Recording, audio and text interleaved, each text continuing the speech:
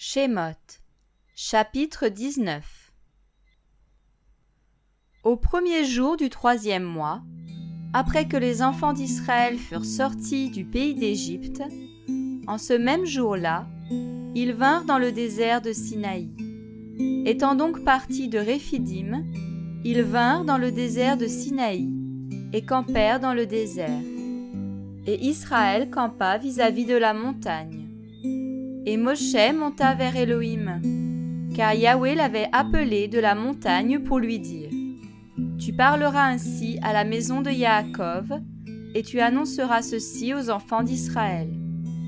Vous avez vu ce que j'ai fait aux Égyptiens, et comment je vous ai portés sur des ailes d'aigle, et vous ai amenés à moi.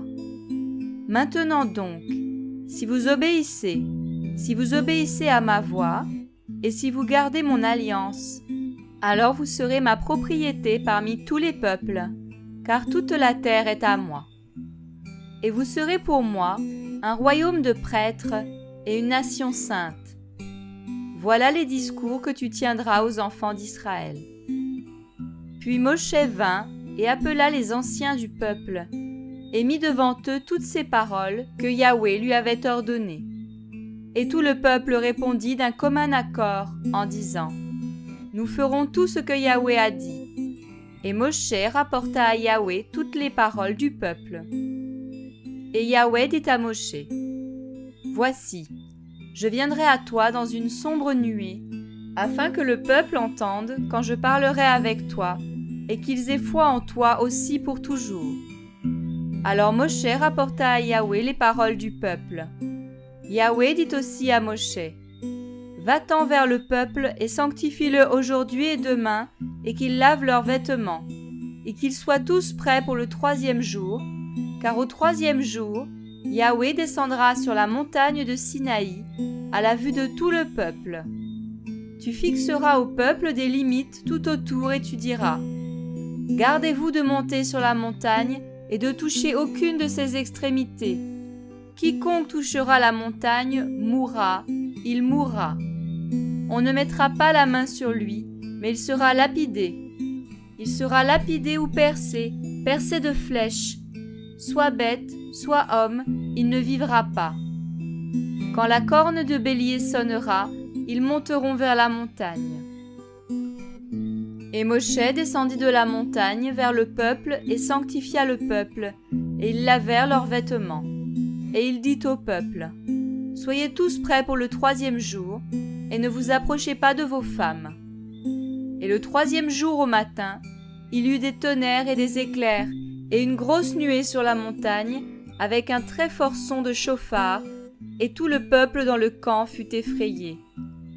Alors Moshe fit sortir le peuple du camp pour aller au-devant d'Élohim, et ils s'arrêtèrent au pied de la montagne.